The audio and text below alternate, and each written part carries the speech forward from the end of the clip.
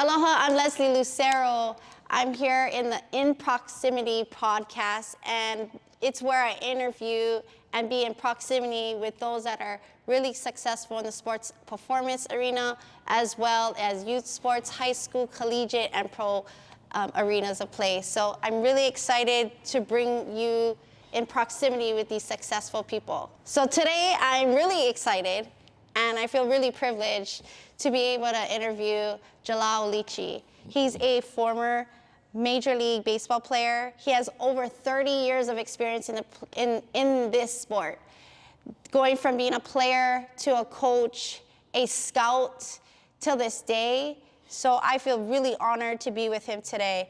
He's mentored and coached many youth, high school, collegiate, and pro players as we speak. So thank you for being in proximity with me today, Coach. I call you Coach because I love that. I love coaching, and I love that you do what you do. So thank you for being here with me today. Oh, thanks for having me. Nice. So let's start with your origin story, your superhero origin story. Like, where did the love of baseball come from, and why and how did you go about it? Oh, wow. How much time do we have? I mean, just to keep it to the point, I started just like everyone else in Little League. I didn't play T-ball for whatever reason. I grew up in Novato. It's in Northern California, just 30 miles north of San Francisco. And I mean, basically as a youth, we played whatever sport was in season. So baseball season, everyone played baseball. Football season, we went to football. Basketball, on and on and on. So I just played all the sports all the way up, just like all the other kids in my neighborhood and area.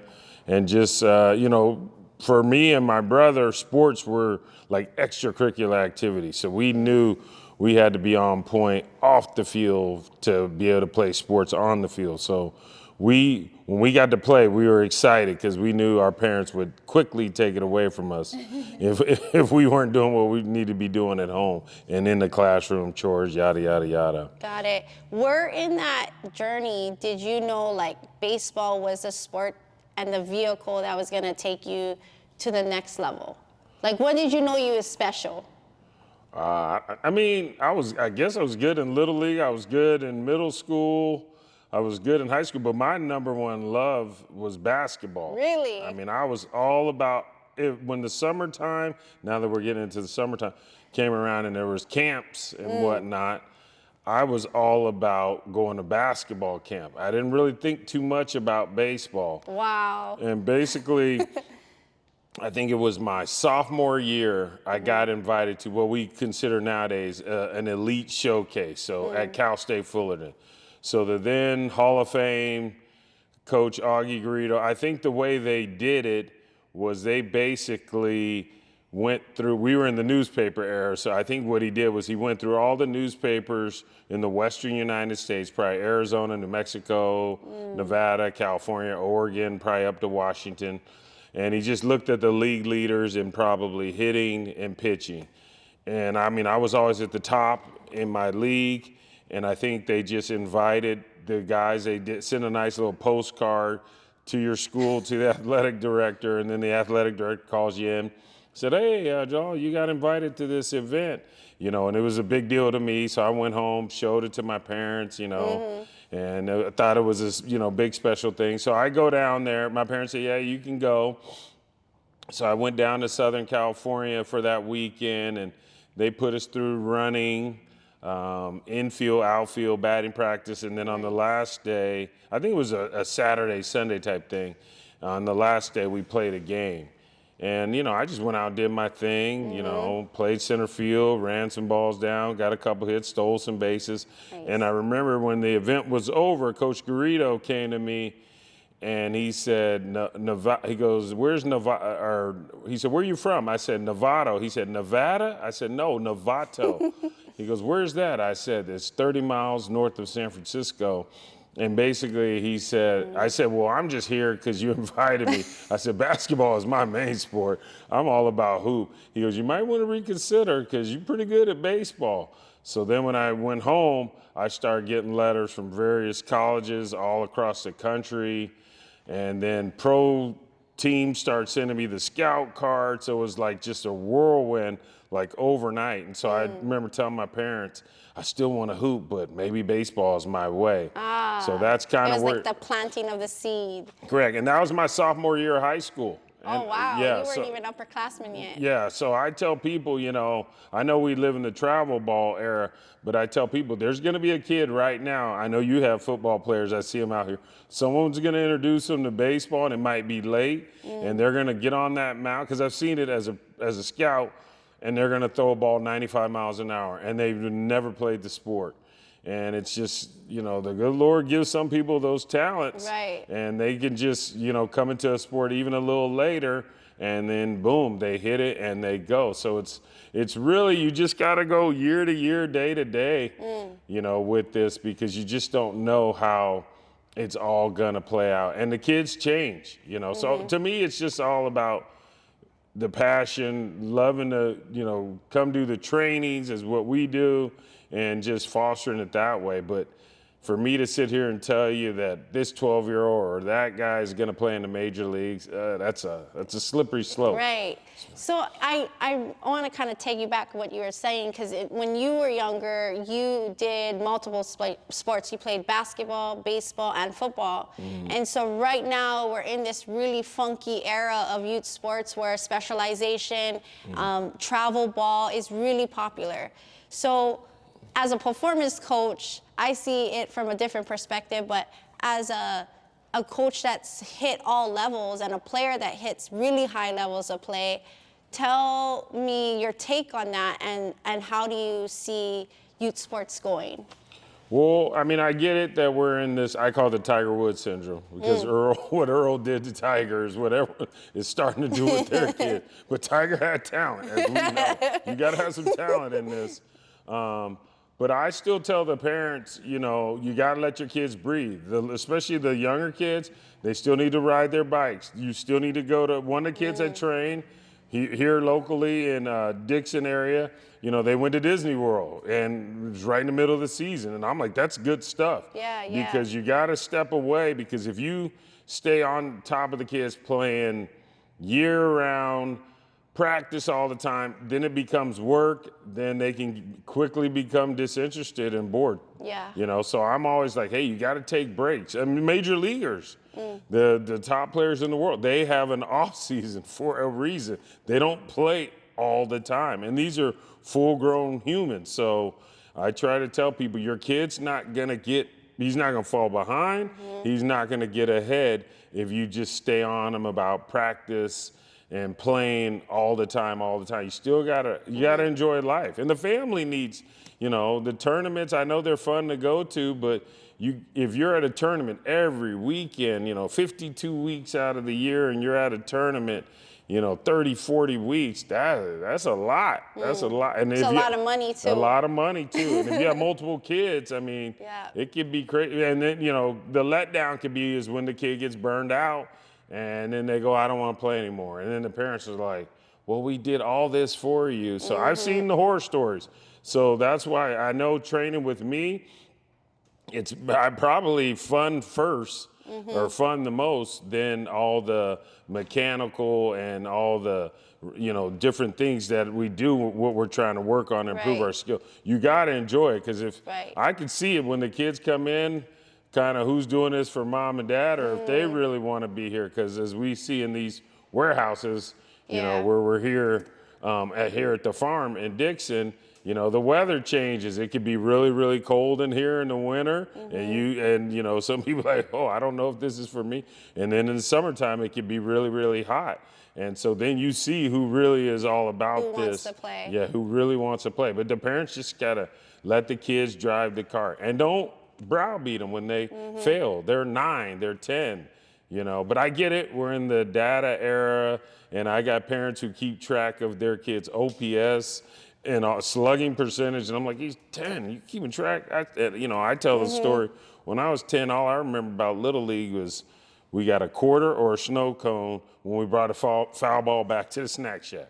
And that's all I remember. And the kids I played with, I don't remember statistics and all this. It was just, I was a kid. So I didn't know that, you know, we had to keep statistics or that they were important, I should say. So I hear this common theme of like enjoyment and really loving the game with you when you talk. And you know, right now it's also about bigger, faster, stronger, right? Like I don't remember at even my age having personal coaches, like performance coaching, a pitching coach, a batting coach, like that was unheard of. And now it's like everybody wants to be bigger, faster, stronger, and have an edge over each other.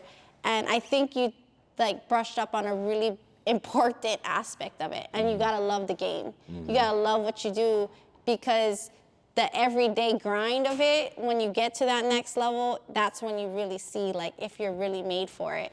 And I was reading your bio, and what was really interesting was that you were in the minor leagues for 12 years.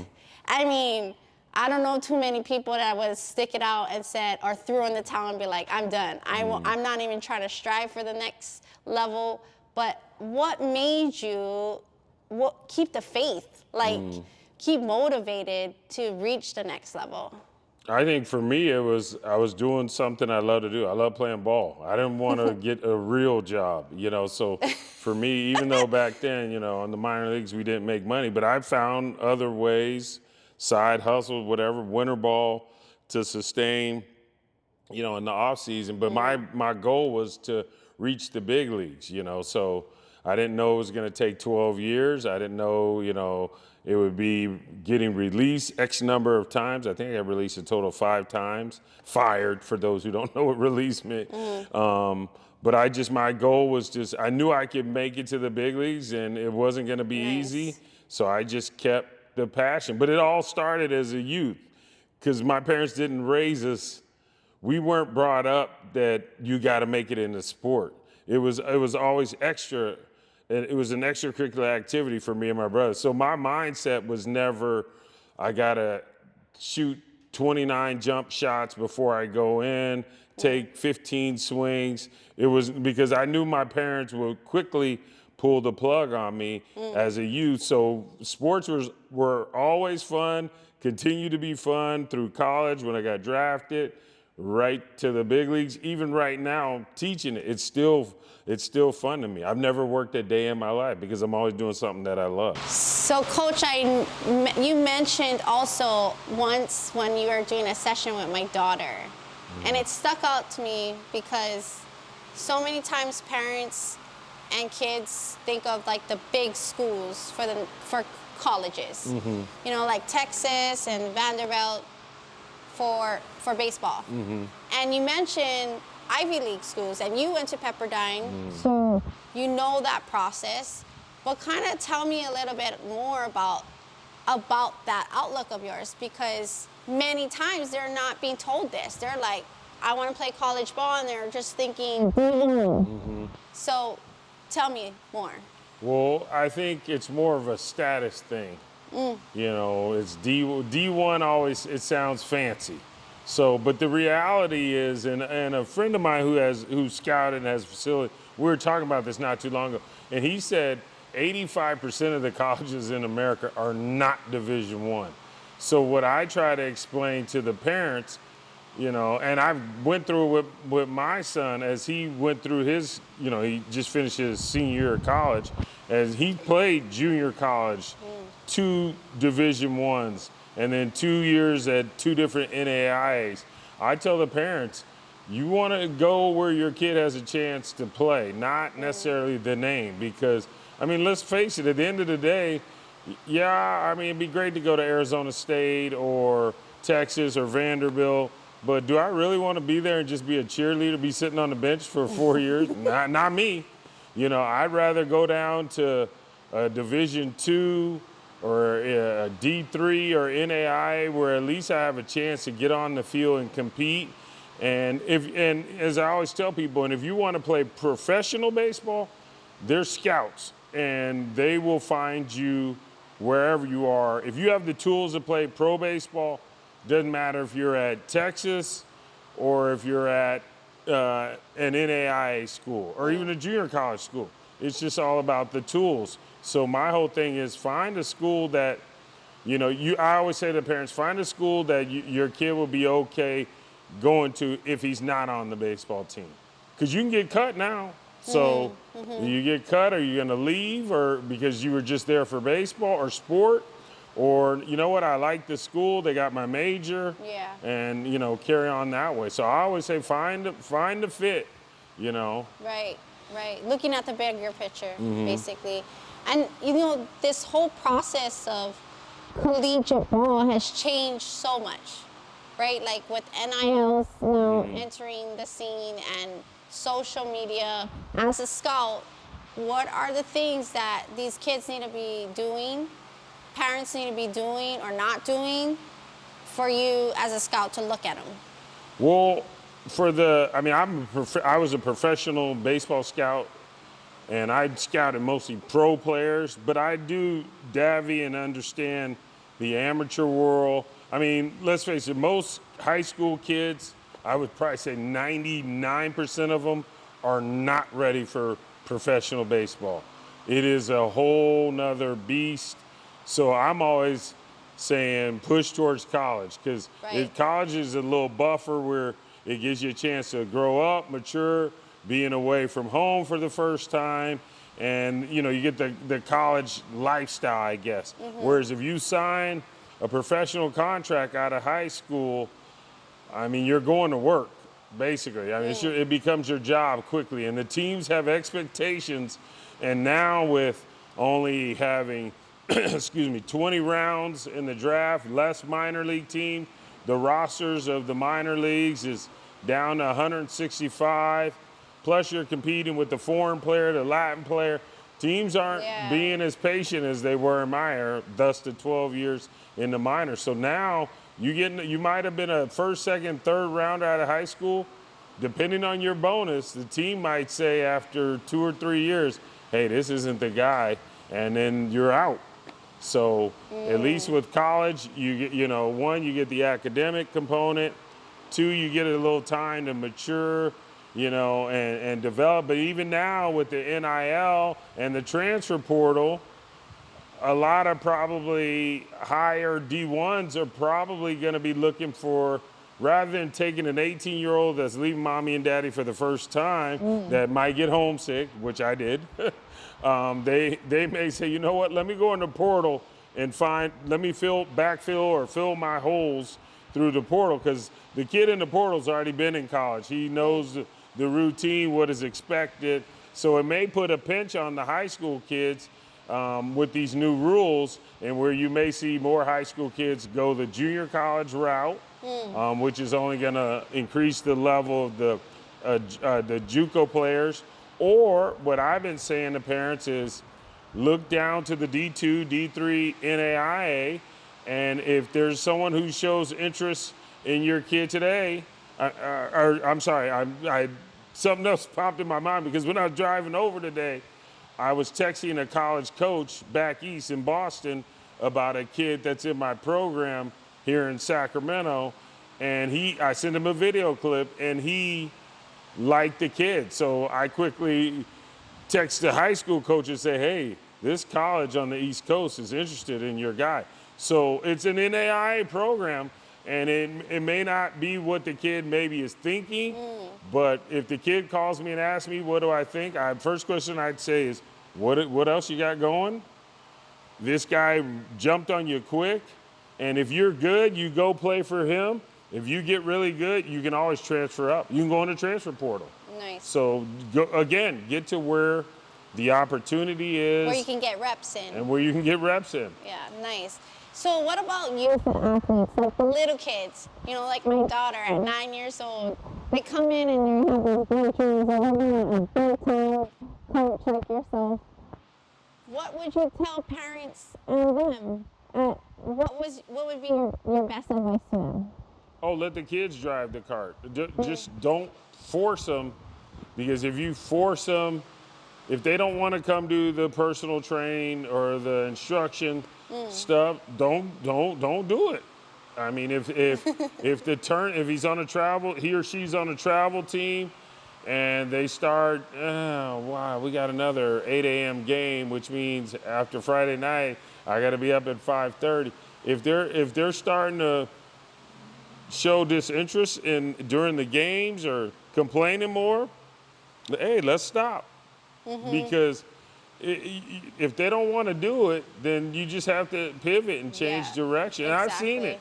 exactly. I've seen kids since I've been coming in here that were all about baseball, and then I asked one of the guys, I said, "Whatever happened to that one kid? He was in here all the time, and I guess he was also a soccer player, and he's pivoted into that. So he found his Soccer. passion. So you just never know. So I just tell parents, go day to day. Don't try to look long range because you might not like Yeah. it.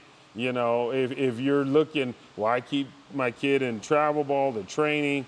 They're in the 5th grade, and by the time it's too wide of a gap, too much life to live to try to say he's gonna do this or she's gonna do that. So one day at a time. It's so good to hear that because I'm a parent. I got 4, and I can catch myself, and I'm aware enough to like catch myself when I'm in those moments with them. And I'm like, okay, don't put your trainer hat on, don't put your coaching hat on, just be mom. And a lot of times I hear, or what I do, I hear parents be like, he needs to gain 10 pounds. Oh, he's too small. They're going to the next team because he's not getting reps in. I mean, what is your conversations based on that? Are you bluntly honest with those parents when they're talking like that? Like, hey, like, say what you're telling me, like, hey, back off. Or are you kind of just letting them run their own way? Like, how do you handle that? How do I handle that? Yeah, how do you handle that? Well, it's on an individual basis. Yeah, some parents will come to me and ask me, and I'll give them my opinion. Some think they've got it all figured out, so I just listen. It's like my brother who used to be in my baseball school back in Sacramento. And he was a police officer. We used to do the bad cop, good cop. Like he was more right to the. Not saying he was a bad cop, but he was more right to the point. And I was like just the fluffer around the edges because some parents would talk to me and he would listen. He'd be like, "That parent's talking to you like you never played baseball." And he goes, "I know they didn't play, but it's just like I know." So if they think they've got it figured out, I don't offer any advice or suggestions. If they ask me and I have parents who brutally want to know where I think their kid is trending. I'll tell them, and it's just my opinion. Not that I'm right, but it's there's not every day that and I guess I don't go around saying that I played in the major leagues. Like I'm just Right. another person walking through here, teaching what I've learned. But I don't go around really boasting. I played in the major leagues. I was on the team with Barry Bonds, Derek Jeter, all these different guys. I'm just in here just like anyone else, just trying to teach them, what I learned. And if this is what you want to do, this is how I went about it, and this is what I saw those guys, how they got what their process is. Right. So I want you to give parents advice, like when they're looking for a coach or a team, what are 3 things that they should be looking for? Because, when I was seeking a coach to work with my daughter, she went through like 3. And, a lot of it has to do with the child's personality. Right. But the one reason why I chose you was because you were loud. Like, I don't really walk out there. I'm like, oh, that's Coach Leachy. And it's because you're so loud, and my daughter is the type that needs to be talked in a certain way. Right. But when other parents are seeking a coach or a trainer, what are 3 things that you feel they should be looking for? I mean, that's a tough one because, I'm only speaking in my sport, so of baseball or hitting, I guess, because I do softball. I would do their background because, and I haven't said this, and I need to tell them. I have a dad who brought his son to me. He's 11 or 12, and the kid is really good, like hitting wise. And like when he brought him to me, and I first started because the first lesson with me, I'm doing more observing than anything. And I asked him not too long ago. I was like, did you play? And he goes, no, not really. I said, well, how'd you teach your son, because I said his mechanics are like spot on. And he said, I watched a lot of YouTube video. And now the part of me is saying, wow.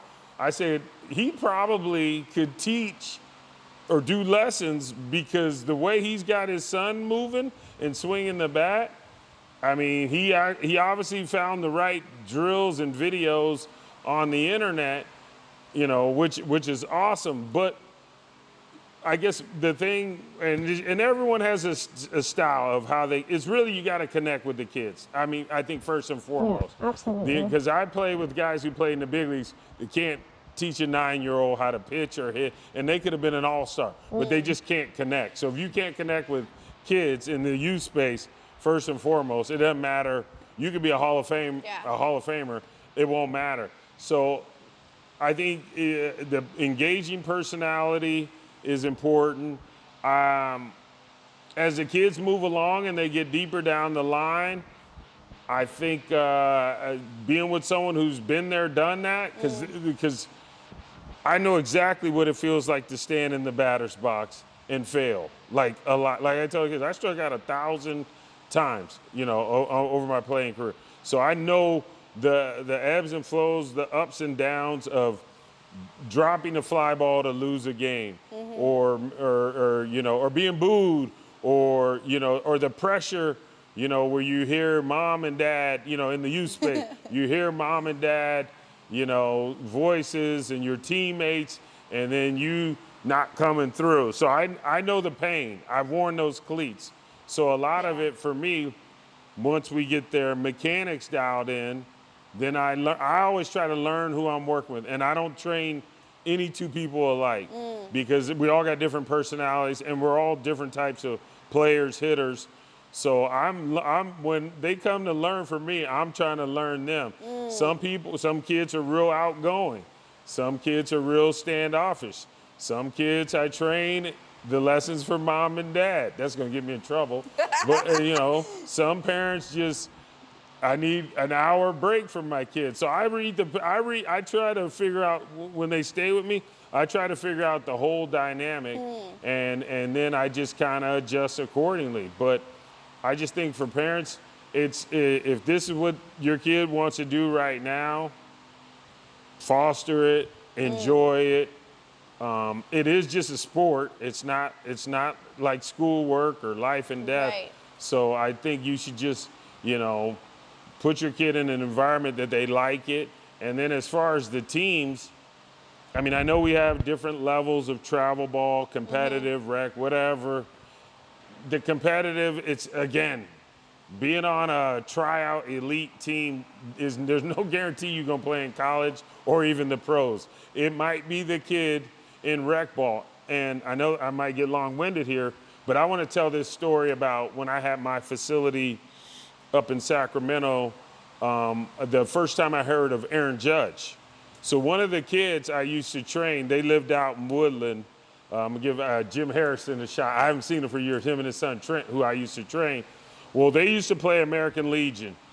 And he used to tell me about Aaron Judge. And he always just said, Leachy, have you heard of this kid, Aaron Judge? And I'm like, no, never heard of him. And, you know, wherever Judge is from down the road, you know, he was a 3-sport guy. So from what Jim was telling me, he goes, man, this guy's a great athlete. I mean, he can play basketball, football, and then they played against him in Legion. And I was like, man, I've never heard of this guy. And I think, you know, I might need to be fact-checked, but I don't think Aaron had enough time to do all the travel elite stuff because he was a multi-sport athlete. Yep. So he was probably playing all of them. And then some, from what I heard, I don't know for sure, is he went to Fresno State to play football, I think, but then kind of went over to the baseball field and kind of told him, I do play baseball. And they just lucked into getting him. And now we know, you know, this guy's just this great athlete. And it's just like, you know, I wonder how many lessons he had growing up, or was he on this elite travel team? And I think I even saw somewhere on the internet, as a youth somewhere on one of his teams, the lineup, they showed the lineup that he was in. He was like, if he wasn't hitting last, he was hitting the bottom. And see, so you never know with any of this. There's no guarantee. So the parents just don't think that just because your kid might be behind or doesn't have enough weight, physical weight right now, doesn't mean he can't gain it down line. And don't think, and to the other, to the contrary, don't think because he's a superstar at 12 that that's going to translate at 18, 19. There's again, a lot of variables. So for me, enjoy it. You gotta just one day at a time and enjoy the process. Oh, I love that. I really, really do love that. So last question. So what is the very thing that every kid that you work with or every athlete that you work with, what do you want them to feel, think, learn differently after working with you? I just want them to say they enjoyed it, they learned something, they improved on it. I mean, it doesn't even necessarily have to be, for me, baseball or not just baseball, because I do softball. Hey, I had fun with you today. Because some kids are coming at it at a different angle, So, over the years of, I don't know, 30 years of doing lessons, I mean, I've had kids, want to talk about, or even to now, some of my kids, we talk about music, we talk about movies, we talk about video games, which I don't play. That's why they like my son, who's still playing, because he can relate to them in the video game space. And so, it's just not come in here and I'm going to make you hit 20 balls off the tee, then I'm going to throw the ball and you got to swing a certain way. It's just more to it than that because, as I tell the parents, as far as batting, hitting is really hard. And I mean, you got to just have short-term memory and you just got to enjoy the process. So, everyone's different and everyone moves along at their speed. So, just be patient, parents, and just enjoy it, because this is it's extracurricular activity. Yes. As my folks said. Yes, you heard it from him. Extracurricular. Don't put the pressure on. Well, thank you, Coach, for being in proximity with me today. It's been a real honor. I'm just really blessed to have you in my own life because I not only work beside you and what we do, but also working with my daughter. Just building that relationship. It's been pretty awesome in this short amount of time, but thank you so much. I appreciate you're welcome. you. You're welcome.